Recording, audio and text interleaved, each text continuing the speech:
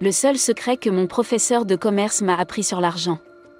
Si vous suivez cette chaîne depuis un certain temps, vous ne savez peut-être pas qui je suis dans la vraie vie, mais vous savez quelque chose sur moi. Et c'est que j'étudie beaucoup. Bien qu'aujourd'hui mes études soient diversifiées entre les vidéos, les audios et la lecture. Lorsque j'étais enfant, le moyen le plus simple pour moi d'apprendre quoi que ce soit était de lire des livres, car je n'avais pas accès à une connexion Internet. C'est ainsi que vers l'année 2007, j'ai emprunté un livre à l'un de mes amis. Le nom de ce livre est Ce que les riches ne savent pas et veulent désespérément garder secret. Dans ce livre, Brian Shear m'a enseigné un grand nombre de choses simples sur la manière de créer une entreprise prospère. Mais l'une de ces leçons s'est démarquée et a changé ma façon de voir les affaires pour toujours.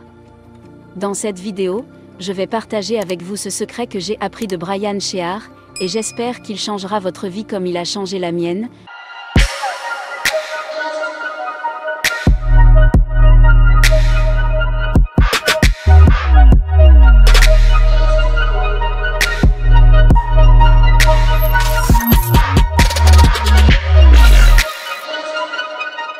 L'homme aux vêtements verts. Imaginez un stade de 50 000 personnes, tout le monde dans le stade porte des vêtements rouges, mais on vous donne une tâche et cette tâche est d'aller dans le stade et de s'assurer que la caméra vous remarque plus que tous les autres. Imaginons maintenant le scénario d'un autre point de vue. 3 personnes doivent se rendre dans ce stade, et on leur donne la même mission, se rendre au stade et se faire remarquer avant tout le monde. 2 de ces personnes se disent alors que si tout le monde porte des vêtements rouges et que nous voulons nous faire remarquer, nous pouvons simplement aller voir des fabricants de vêtements et leur demander de nous fabriquer des vêtements plus rouges. Ils ont tous deux pensé que c'était une excellente idée. Et c'est ce qu'ils ont fait. Le troisième s'est dit, si tout le monde porte du rouge, quelle couleur puis-je porter pour être la personne la plus visible dans le stade ? Il n'y a rien de plus attirant dans cet environnement que le contraste de la couleur dominante de l'environnement. Puisque tout le monde porte du rouge, nous sommes en vert, cela devrait faire la magie pour moi. Et c'est ce qui s'est passé. Le troisième gars était vert et il est devenu la personne la plus visible de tout le stade.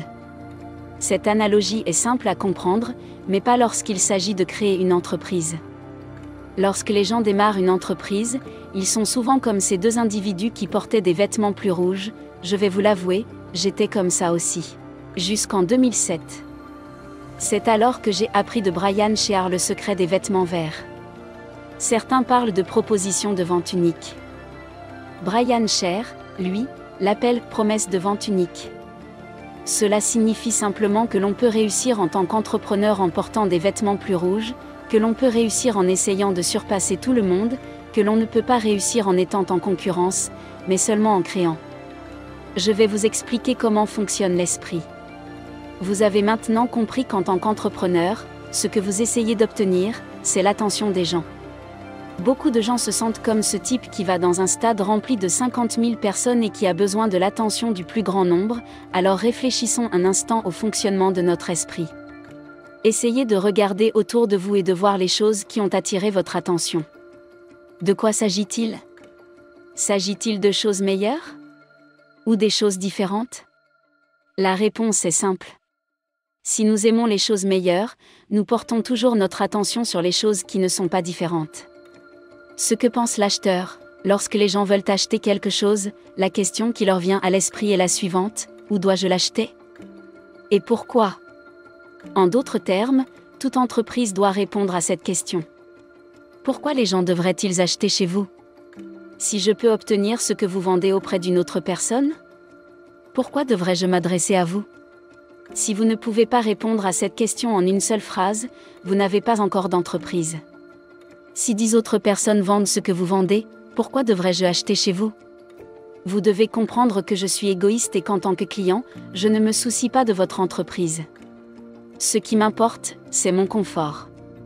Dans ce cas, pourquoi devrais-je acheter chez vous ? Alors pourquoi cette différence ? En quoi êtes-vous différent des autres personnes qui font le même métier que vous ?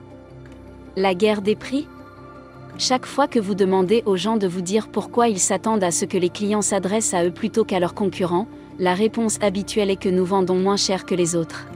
Une autre chose que j'ai apprise de Brian Shear, c'est qu'il ne faut jamais rivaliser avec les prix, sauf avec votre Rockefeller. Je m'explique. Voyez-vous, lorsque Rockefeller est devenu milliardaire, son prochain objectif était de dominer l'industrie pétrolière. Et pour ce faire, il vend souvent à perte afin d'écarter ses concurrents du marché. Lorsqu'il vend à un prix ridiculement bas que ses concurrents ne peuvent pas égaler, leurs entreprises échouent et il prend le contrôle du marché. Il peut ainsi récupérer tout l'argent qu'il a perdu. Rockefeller et d'autres entreprises multimilliardaires peuvent faire cela parce qu'ils ont trop d'argent.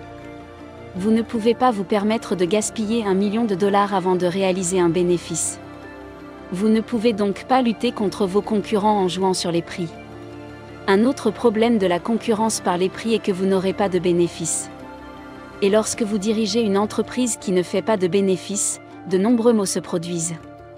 Tout d'abord, une entreprise qui ne gagne pas beaucoup d'argent ne peut pas se permettre d'embaucher du personnel de qualité. Une entreprise qui ne fait pas de bons bénéfices ne peut pas se permettre d'investir dans la recherche et la formation de son personnel. Une entreprise qui ne fait pas de bons bénéfices mourra très vite. C'est pourquoi vous pouvez me dire que la raison pour laquelle vous vous attendez à ce que les clients viennent chez vous est que vous vendez moins cher. L'origine de la différence ?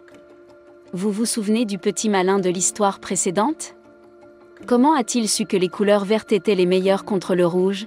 Il a étudié et raisonné quand je pense aux entreprises intelligentes qui peuvent se différencier de la foule. Une chose que je comprends, c'est que la direction de ces entreprises a étudié et raisonné. Pensez à Google. Avant Google, il existait différents moteurs de recherche, mais ils étaient pour la plupart maladroits et ennuyeux. Google allait se différencier du stade de 50 000 spectateurs. Et cela ne se serait jamais produit si Larry Page et ses cofondateurs, Sergey Brin, n'avaient pas su ce que leurs concurrents ignoraient. Jeff Bezos a créé Amazon en 1994, bien avant que 99% du monde ne sache que l'Internet a quelque chose à prendre au sérieux. C'est la raison pour laquelle Amazon est différent. Et c'est la raison de son succès. Comment Bezos a-t-il découvert le potentiel de l'Internet ? Il a étudié, il a lu des livres que d'autres n'ont pas lus et il a cherché à acquérir des connaissances dont la plupart des gens ne se souciaient pas. Bill Gates a découvert l'idée qui l'a conduit à créer Microsoft en lisant un magazine qu'un ami lui avait apporté et Steve Jobs n'aurait rien été s'il n'avait pas lu ce que la plupart des gens ne lisent pas. C'est très simple.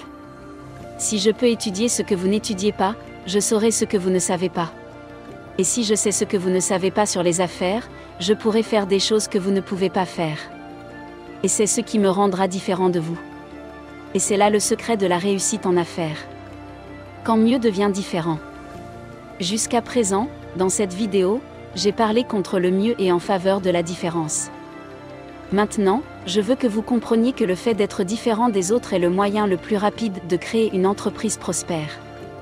Être meilleur peut parfois signifier être différent. Pensez à Facebook, il y a eu des médias sociaux avant 2004. Mais lorsque Zuckerberg a lancé Facebook, il a réussi à garder les gens sur sa plateforme mieux que tous les autres sites de médias sociaux. Parce que cette plateforme est extrêmement meilleure, le mieux est devenu la différence, et Facebook a gagné le marché. La leçon à tirer de cette expérience est que l'amélioration peut parfois faire la différence si elle est nettement supérieure à celle du concurrent. Mais là encore, il faut beaucoup apprendre. En effet, si vous ne savez pas ce que personne d'autre ne sait sur votre marché, votre produit ou vos collaborateurs, vous ne pourrez pas être suffisamment supérieur à vos concurrents pour remporter le marché. Que vous ayez décidé d'être différent ou que votre supériorité soit si grande qu'elle devienne la différence. L'essentiel est d'être différent. Pourquoi devrais-je acheter chez vous ? Si je peux acheter ce que vous vendez chez quelqu'un d'autre ? En quoi êtes-vous différent des 50 autres personnes présentes dans le stade ? En quoi êtes-vous différent de vos concurrents ? Si vous n'êtes pas différent, vous n'avez pas d'activité et vous ne pouvez pas gagner de l'argent en tant qu'entrepreneur. Merci d'avoir regardé nos vidéos, nous vous donnerons une autre vidéo intéressante, mais avant cela, notre équipe sera très heureuse si vous pouvez aimer cette vidéo et la partager avec vos amis sur les médias sociaux. Si vous êtes nouveau ici, n'oubliez pas de vous abonner pour ne pas manquer d'autres vidéos intéressantes comme celle-ci. Regarde maintenant ton écran pour voir 2 autres vidéos que nous avons sélectionnées pour toi. Vivre et non survivre, soyons prospères.